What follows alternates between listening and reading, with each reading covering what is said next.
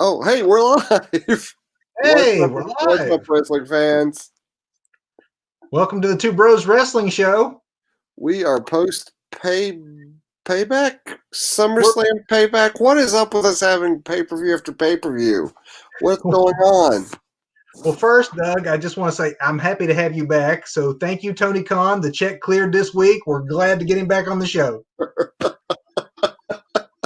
I was a little ill, and you could probably still tell that I'm just a little bit there. But back on the mend. Thanks for doing the heavy lifting for us last week, all by yourself with the Run One Bro Wrestling Show. Well, I'm glad we're back to Two Bros, and I'm happy that you're feeling better and that we're going to talk payback. So, for everyone who didn't see, before we get to talking about winners and losers, just overall, Doug, for those who maybe want to know whether or not they should check out the show, what do you think about this one? You know, Recommend? No. this show started out pretty slow. I wasn't a fan of the first couple of matches, but it really picked up, and I think it ended about the way everybody expected it to end. But overall, I say catch it if you can. You can catch it on the replay and fast forward through the slower parts of the show. But I'm saying overall, I'm giving it at least a thumb up. How about you? Second week in a row, I give it to WWE that it was a solid show. As far as negatives, really the biggest negative I have with the whole thing is the obvious. It's just ridiculous to have two pay-per-views 2 weeks in a row. It's exhausting to the audience. That's a big negative. But take that one thing aside, it's the second week in a row. No cinematic garbage. Mm-hmm. Pretty solid wrestling all the way throughout. And honestly, I was worried it was going to be a retread, that you have one show on the heels of another, that it would just be not enough time to get new angles, or it would just be rematches. But give it to WWE in the depth of their roster right now. I realized as we were going through this, Doug, there was not a single match tonight that didn't have at least one performer in it that wasn't even involved with SummerSlam. So Mm-hmm. there's a lot actually to recommend this for. You got your debuts on the main roster pay-per-view for both Riddle and Lee. And then, as you said, as it went on, there was some good action throughout. So, yeah, two thumbs up from Two Bros, and maybe not enthusiastically, but definitely up, worth your time. Hey, and it was short, Doug. Look how early we're It on. was short. It is 9:39 where I'm sitting here on my couch in my TV room right now. So, once again, these pay-per-views from WWE are delivering sans the cinematics. Although the dystopian tribunal that is the Thunderdome, I still find slightly distracting. But I will say that the crowd noise tonight was, I think, the best it has ever been. It has been since WWE started doing this. It's on. Somebody's paying attention, cueing the right kind of reactions for the right kind of spots now, and I think that's improved dramatically. When you don't pay as much attention to it, that's when you know it's working. There was a time tonight that I wasn't paying attention to it, which means it wasn't distracting. So I agree. Exactly. I think they're learning. So yeah, two thumbs up if you didn't see it. Go check it out when you get a chance. And for those of you that did see it, let's talk payback. Let's talk winners and losers. Let's run through the card, Doug. You want to start with match number one? Let's go with it. We got the what do they call themselves? The Hurt Business. We got Bobby Lashley from the Hurt Business going up against good old smiling man Apollo Crews for the U.S. Championship. So this one, to me, I love Apollo Crews, and I think heel Bobby Lashley. When you get into that walking Armageddon, heel Bobby Lashley is a great concept. But this match just kind of just plodded on. I don't think it ever really got out of first gear. I mean, and maybe it's just because it was the first one out of the gate, a little bit of a slower pace. You got a big man in Lashley. Cruz is also a big man, but that's a big man that can really, really move. And I don't know. I would like to see Cruz with some other opponents, but this was fine for what it was. And spoilers, Lashley does walk out with the belt at the end of the night, but. And I also had a little bit of a problem because I wasn't quite sure post match. Usually when the heel loses post match, the heel will attack the babyface to get his heat back. That kind of flipped tonight with Apollo Crews being the babyface in this case, attacking all three heels, and I don't know. That was just some odd booking for me, but we'll see where this goes. I liked it. I liked it, I think, probably better than you did. And I definitely liked it better than the U.S. title match they had last week. Because honestly, this is the match I thought should have been on SummerSlam. Cruz has been feuding with the Hurt Business for a while, and he's already ran through Shelton on TV. And then, of course, MVP in the pre show of SummerSlam. So now's his time to, go to Lashley, the biggest of those three guys, as far as star power goes. That's why I thought it should be a SummerSlam match. I've questioned the booking a little bit. That Mm-hmm. I like Cruz. I know that you and I both are kind of high on him. But really, his entire U.S. title run has been defined by his feud with the Hurt Business, and in the end, he loses the belt without really having that signature match. So my fear is that I'm fine for Bobby Lashley. Really like Lashley. I like Lashley being the U.S. champion. That I'm fine with that part of it. I'm just worried about Cruz's loss, maybe meaning he's destined to go back to the lower card, which would be a Right. shame because I think that there's something definitely there. I wished he'd had more time as U.S. champion to show it, but he really didn't. And now the belt's on Lashley, so. I don't know that I necessarily want to see Cruz keep chasing these guys, considering that that's all he's done for the last couple months is wrestle them. But I Mm-hmm. wouldn't mind a rematch between these two, and just hopefully see if there's anything more there than maybe what they could have as the first match of the night. Yeah, yeah. To me, it seemed more like a TV match. I think overall, but maybe that's just my haze of sinus infection clouding my wrestling judgment. I did really like the one sequence where Cruz gets the German suplex on Lashley, who just pops right back up and stares at him, only for Cruz to give him a second one that keeps him down. That was pretty Hmm. cool spot. But the next match, Doug, to me, was the one that kind of started to get. It was a little methodical, So and that was Sheamus getting the loss there to Big E, who finished him off with a big ending. Um, Overall, what do you think of that one? So, other than who was in the match, who won the match, I have one note on this match, and it's just one word, and that word is slow. I Yeah, thought this match was kind of just slow, and just slow, man. I mean, I'm glad to see Big E pick up a win, and yeah. but nothing against either one of these performers, but I just thought this was another one that was kind of slow. And coming off of what I thought about the first match, I was thinking this was setting the tone for the night, especially after we're coming out of the second biggest pay per view of the year from last week right into this pay per view. I thought this was definitely going to be a big filler pay per view, but I'm fine for Big E. Like, I'm actually not just fine for Big. I like Big E getting a singles push. Kofi's had his. mm-hmm,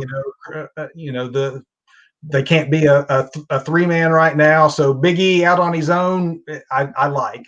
I'm fine for Sheamus as an opponent. I think that this match wasn't able to be elevated by a story just because it right, came so quick. This is, I think, if any match really suffered from being too close to SummerSlam, it's this one in that it didn't really have a story behind it. I think that they showed, even though it was methodical at times, they showed a big man style working together where they could have some chemistry if only there was some juice of a personal issue, a title. Lacking that, it was just a couple of big guys wrestling a very similar style. I'd like to, if they continue with this, I'd like, some things on SmackDown to maybe set it up a little bit better so that the match means more. But as it is, it was just kind of there. yeah. No disagreements there. So next up, we had King Corbin versus Riddle. At one point, my 5-year-old is still awake, and he looks at me as Corbin's coming out, and he's like, "Daddy, is that guy a king?" So, he is a king, buddy. So I got to give, if nothing else, I've got to give Corbin kudos on that entrance, on his royal entrance that has enthralled a 5-year-old.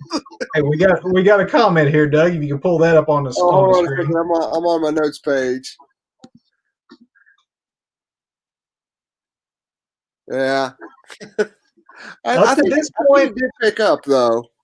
I will go for the 2 out of 10 because I was feeling it the same. That this was definitely some slow matches up to this point. And I even think that in some ways this Riddle Baron Corbin match was fine. My biggest problem with it wasn't the action. I would actually have liked to have seen a more dominant victory from Yeah. Matt Riddle. I don't think Corbin is anyone's favorite wrestler. You and I, we've talked about that before. Hmm. There's just not a lot of love for Corbin here. But if you're going to get behind him and make him, a major heel, he has to have some victories from time to time for it to matter when you beat him. And he rarely wins, so he's not really seen as a threat. Someone who isn't a threat versus someone who's up and coming like Riddle, I wish Riddle would have been able to dispose of him easier instead of having a 50-50 contest. Well, Um, we got the 50-50 contest, but which leads to the post match, not even shenanigans, but ridiculousness. Because I should have known as soon as Riddle starts selling it and starts walking along, talking about how he's over it, he's done with it, he can move on to bigger and better things. I'm like, oh, this feud's not over, and of course, here comes Corbin to keep the feud going. So there we go. I think that you would have, if you'd have had it been a quick contest, he goes over and goes over like authoritatively, like, okay, he's on to AJ or something bigger. I would have been very thrilled with the way that it went. Thought that's good storytelling. As it is, it's like, oh man, we're going to have another month of Baron Corbin business with the original bro. So that part I'm definitely was disappointed in. But the next match to me, Doug, is where the show, in my opinion, really started to pick up. I agree totally. That's basically what my notes say about the women's tag match. 'Cause, I'm not a fan of Jax, but the other three in this match I think are all amazing. They're amazing performers.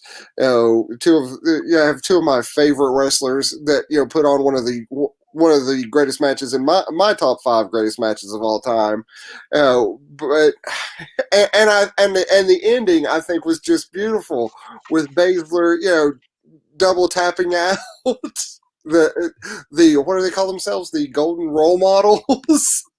I We love got you that. got yeah you got new tag team champions, folks. Sasha and Bailey have dropped the belts to what was seemed to me like a makeshift tag team. So I'm not so sure that I'm solid behind like a Nia Jax, Shayna Baszler tag team. However, I did like the fact that they showed the team gelling as the match went on. I really did love it when Baszler looked at Nia after she tagged her in and goes, "We Yes, can win this." we got I'm the like, time. that, There yeah. was this great evolution, like in the ring. I mean, and that is great storytelling. That is great in ring storytelling. And then the story at the end being that it's a long way, long road they've taken to get here, but we're definitely seeing the end. I almost thought as they went back up the ramp that Sasha might snap then, but she's very close to imploding. And that great match that you said is one of your favorite of all time, you might get to see it again on the main roster Yeah, because that's definitely the direction we're going. So yeah. from beginning to end, this was great storytelling. It, I it, did also really like the bump that Bailey was, or I'm sorry, that Sasha took. Nia Jax ragdolling Sasha back and forth into that rail looked vicious. I And then, like you said, that finish, man, was extremely inventive. You got the Muda lock with the Karafuda clutch, and yeah, then using Sasha's own arm to choke out her partner. yes, and then of course That, Bailey being the one to tap, yeah, it's great because that just sets up so much more of the Sasha implosion that will happen. because she's no belts Banks now, man. Yep, good stuff, good stuff. But this is definitely where this pay-per-view turned around for me. Same here. In my notes, I had the same thing. Now business is starting to pick up, and it was just really, really good storytelling. Honestly, by all four women. Like you, I'm not a big Nia Jax fan, but in this arrangement, I thought she looked good, less clunky than normal. So Yeah, maybe this tag team isn't just makeshift. Obviously, the big story coming out is where we go with the Bailey Sasha feud, but you do have new tag team champions, so they're going to have to do something with them too, and hopefully they find something interesting to do in way of next opponents for Jackson and Shayna. Wouldn't be the worst thing if it helped bring Nia along a little bit to where she probably should be at this point. absolutely, The absolutely. next, we got Keith Lee defeating Yeah, Randy Orton. Now, yeah. to me, I love this, but the match itself, nothing to write home about, because it ended quicker than you would have expected. But this is kind of what I was talking about with the Riddle Corbin thing. I would like to see, except instead of beating Baron Corbin, you are arguably beating the hottest wrestler on the roster in 2020, and you're doing in a very surprising and quick fashion. If anyone out there watching was worried that WWE was going to screw up like they have so many times with an NXT star on the main roster, this would probably at least assure you that they expect big things of Keith Lee. He didn't make his debut until last Monday, and he now has a main event, main pay-per-view victory over a legendary name in a permanent main eventer, really, in Randy Orton. I loved it. Made me smile. I was popping for that because I expected Lee to have a really good showing and a loss that wouldn't take away from him, but it would be more of a showcase for Lee is what I was expecting to see what he can do in the ring, but of course eventually doing the job to this main roster veteran.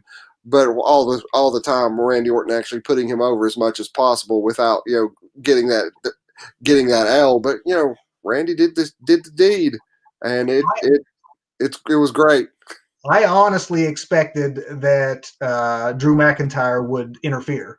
That's kind of what I was waiting on. Like, okay, it's early in the show still, so Keith just gets the rub by being in the ring with Randy Orton and being involved in this. But he's either going to lose or it's going to be a DQ of some sort because Drew's going to get involved. And instead, kudos to Randy Orton putting over the young talent with a clean, and it was surprising. It wasn't even, Keith wasn't even using his finisher, and he beat him with the what was it? Spirit Bomb. Oh no, did we lose you? Oh, I lost you and me both there for a second. Okay, well, we're both back now. Okay, it was a Spirit Bomb. I've got it in my notes. Spirit Bomb, but yeah, great match, great storytelling, and now you have to think, Doug, sky's the limit for Keith Lee. Kevin, Keith Lee is limitless. I didn't even mean to set you up there when we did. See what I miss when there's like only one bro? Right, and I'm not even 100% right now. Well, let's go on to the next contest, Doug. We got the Mysterio family getting the win over Rollins and Murphy. So, Rollins and Murphy, and need a name. I mean, Seth is the Monday Night Messiah, and Murphy is the disciple. I mean, in my notes, I wrote it down as Messiah Crew versus Mysterio family. But I was thinking they need a name. And speaking of the rest of the crew, what happened to the authors of Pain? Where did they go? Weren't they part of this crew? Did I miss something? I believe one of them got injured, but they never talk about them anymore. So I have no idea. Yeah. It's just like they never existed. But anyway, this match, man, Dominic Mysterio, which I'm reading he will eventually get a mask and go by the name Prince Mysterio, Prince Mysterio, if what I'm reading is accurate. But Dominic Mysterio, just like Keith Lee, just kind of established himself. I don't know if we're going to continue to see Dominic on the main roster. I think he could use some time in NXT, but my goodness, there you go. When Mysterio is your name and it's in your DNA. I was really concerned when we did our SummerSlam preview. I think I voiced it to you that, the kid's not ready. He doesn't look like a wrestler to me. I'd like to see some more upper body strength on him and maybe some better acting chops because the backstage segments haven't been solid. But once I saw him and I was by myself last week, but as you saw in my review of his match, his very first match, official match, I could not been more impressed. It was not beginner's luck. We're 2 for 2. It's in the DNA. Does he look like a polished wrestler? There are times when he doesn't, but does he look green or that he doesn't belong?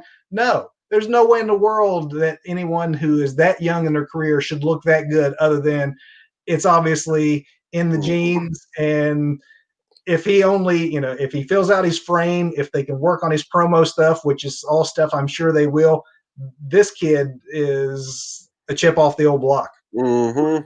This match was Absolutely. fast too. I mean, from beginning to end, there was nothing slow, and like you'd expect with some of the folks involved. But everyone played their part well. Dominic didn't have to hide behind his dad and only tag in to do the spots that he knew. He was an equal participant with the Yes. other four and did not disappoint. And there was nothing really that negative you could say about this. Fast moving, looked good, strong putting over of Dominic, and I guess they got big things for him too, from the way you made it sound. So I've looked forward to see what they go. Absolutely, and the way I'm watching this match, thinking, okay, this is a match with four really great wrestlers, but one of them is literally just a kid. Just a kid. I'm not sure how old is Dominic. Do you I'm, know? I'm actually not sure, but I'm thinking back to when they had the Ray Eddie angle back in the day, where Eddie's his poppy and all that, when he was like, what, first time in the ring when he was like 10 or something like that. Yeah, I think maybe even younger than that. Like, I Yeah, mean, this kid literally grew up in the business, in the spotlight, in the ring, and part of major angles. So it probably shouldn't surprise us that on big stages thus far, he's not shied away and has not looked out of place. So right. kudos to Dominic. I can only imagine that Ray was smiling like crazy when they got to the backstage. It has to be pretty thrilling for him to be able to team up with his son and to see his son just really blossom right there in front of all of our eyes the way he has these last couple of weeks. I honestly hope, though, I want to see where they go with things, Hmm. but because this is pre even Dominic getting involved, this has gone on so long. I would love for this to have been the blow off. Hopefully, the Mysterios they get their revenge from the whole eye business and all the other ridiculousness from earlier in the summer. And I'm eager to see all four men move on to different programs now. I would like to see that, and I think they planted the seed tonight with that finish where Murphy actually accidentally kicks Rollins, and then Murphy's the one who takes the loss. Yeah, so and Rollins looking very upset. I can see the Monday Night Messiah going all Mr. Brody Lee on his disciple, You and just had to, didn't you? You just had to. I can't. Tony ain't paying for nothing, all right? Hey, Kenny Omega was on SmackDown on Friday night, so Quite possibly. I don't know. even he's tweeting about it. So Oh, he has. He's confirmed it was him. yeah, actually his tweet says, "Hey, I was just trying to have some fun, enjoy some wrestling or something like that. Didn't think anybody would notice." So That's fantastic. So we're to the main event now. I noticed here we had somebody say that they like Roman. yeah, Uh, me do you like too. do Me you like too. Roman in this new the new Roman? I really think that. I mean, before we get into what happened and how it happened, um, obviously the wrestling world has been abuzz since Friday and that big ending to SmackDown. And if there's one thing that they definitely hung their hat on with the Payback pay-per-view being just a week after SummerSlam, is that they really hung on it with the mystery of come watch the rebranding of Roman Reigns. For years, people have booed Roman. And honestly, Doug, I think that over time, it's become more of like it's just because it's cool to Right. boot Roman. I think as much as anything, Roman originally began to be booed because it was as much for management as it was for him, and that they did not want to accept him as the face that they were pushing. And that's the way that they kept pushing him. Obviously, when the man got sick, I mean, most wrestling fans, are most of us human beings were very classy. The man came back, and for the first time in years, he wasn't booed out the gate. We could separate the character from the man. People really appreciated what he had overcome and his real life story there. But then they almost instantly went back to booing the character, I think, just Mm-hmm. because that's become the hip thing in wrestling to do. So for the longest time, I have thought that Reigns just needed to be rebranded as a heel. And how Agreed. better can you do that than to put him with a man that people not only boo, they actually boo him because they like him. They like booing Paul Heyman because they love Paul Heyman. And now you can get some of that rub onto Roman Reigns. I love the pairing. I think that's the perfect way to take the heel Roman Reigns character, and that's who we saw tonight, Doug. The heel Roman Reigns showed up, and in this three-way matchup, you made Bray's title reign just 1 week long. But for those who haven't seen it yet, it wasn't really a three-way matchup until maybe the last 2 minutes, Which also was perfect. I mean, if you're going to show that the man is not any longer a virtuous competitor, if you wanted to rebrand him as a heel, opportunistic, like take advantage kind of guy, what better way to do it than to have him come and steal a victory with a low blow? Even let's not forget the low blow. So maybe we're getting ahead of ourselves a little bit. We are. For the most part, it was a Roman. A Bray rematch with Braun. Mm-hmm. You had a little tease there. Well, you go ahead, Doug. I was going to say, a lot of I don't want to say regurgitated, but we saw a lot of that brawling outside the ring with these two big men again going all about the Thunderdome there and everything. The gimmick spot, I found that a little cringy when you do the Big Show Brock Lesnar ring collapse, but. And I think they've done it even since. I mean, didn't they do it once with Big Show and somebody else too? Yes. At this point, it's not the imploding ring is not the visual that it once was. It's still the visual. It just doesn't have the surprise anymore. It still works great. As I say, if anything, it added a unnecessary element of danger because we do have Bray Wyatt popping up from to give Roman Reigns the mandible claw. Roman breaking out of it. The Fiend goes one way. Roman would have hit ropes and stayed in the ring in a normal ring, but those ropes weren't there to catch him. So it looked to me like legit goes tumbling out of the ring. Well, I think that the spot did provide the perfect opportunity to show the character change. Mm-hmm. As you wait to see if Roman is actually going to sign the contract and enter the match, for him to wait until both men and the ref and everybody was down and everyone's incapacitated, it just showed an extra layer of heelishness than they maybe otherwise could have pulled off. So on night one, I guess technically night two, if you consider night one the actual heel turn by aligning with Heyman, but you couldn't have scripted it any better. To me, this one is much like with Keith Lee's match earlier with Orton. It was less about the match and more about the story that came out of the match. I kind of hate that Bray, had to win the belt just to lose it a week later. Because I think that his character could use some rehabbing too, and I'll get to that in a minute. But if you're just talking about the rehab of Roman Reigns and getting a star on SmackDown and some more interest into SmackDown, I don't think they could have done it any better than the way that they pulled it off tonight. Agreed. And in hindsight, and I don't know why none of us as wrestling fans saw this coming, but the new Reigns shirt is kind of a copy paste of Lesnar's logo. We change a few words. We should have seen this coming. Wreck everyone, leave, eat, sleep, conquer, repeat. We should have seen this coming. And just think about it. Up to this point, not only do we now have a Universal Champion and a new Roman Reigns, but we've yet to even hear Paul Heyman give one of those classic Paul Heyman promos, justifying every bit of this in the most heelish way he possibly can.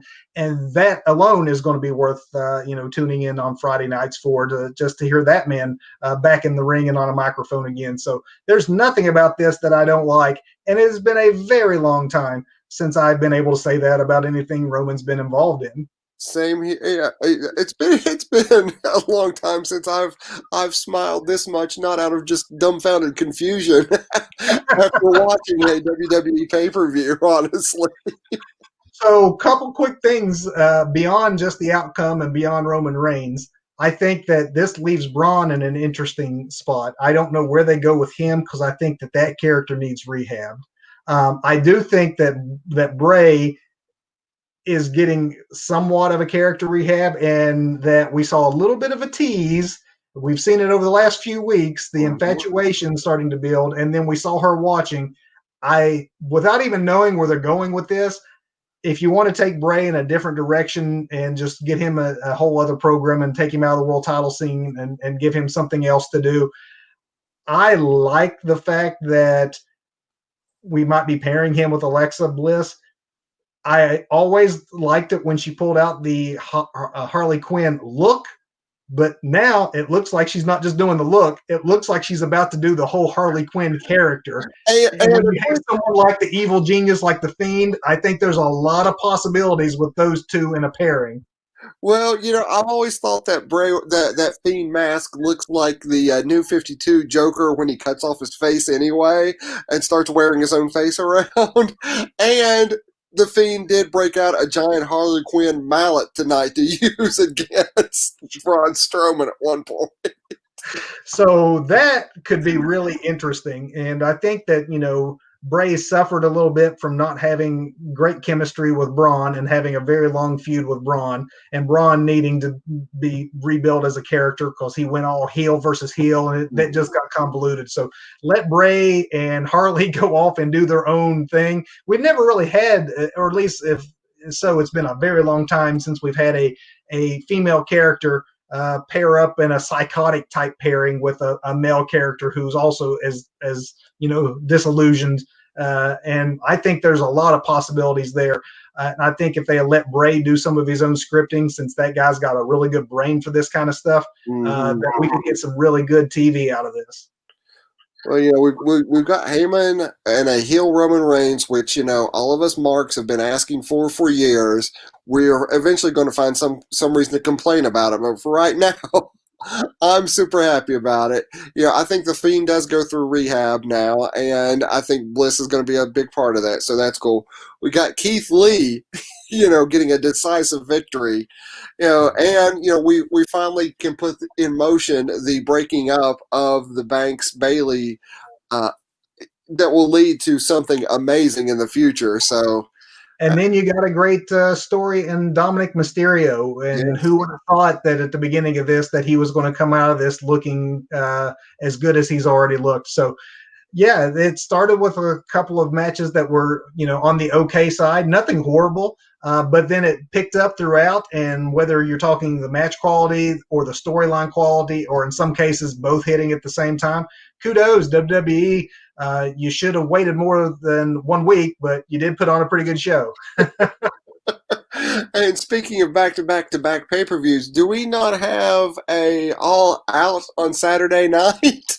So, see, this is what I thought Doug was going to list as the only negative from tonight, is that this is some sort of WWE plot to keep him from doing a preview show on AEW. So, well, of course it is, because we can't do our AEW preview show because we didn't want to go live against the wrestling pay-per-view. That kind of defeats the purpose of the Two Bros Wrestling Show on Sunday nights. But, folks, next Sunday we'll be back at our normal time, 8 o'clock.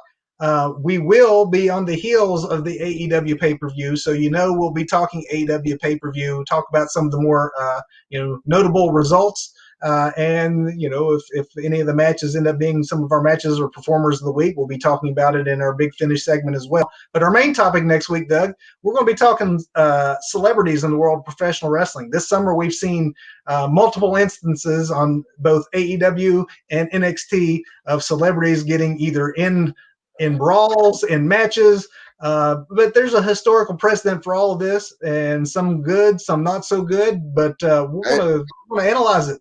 And let me just say, I think I owe Pat McAfee an apology.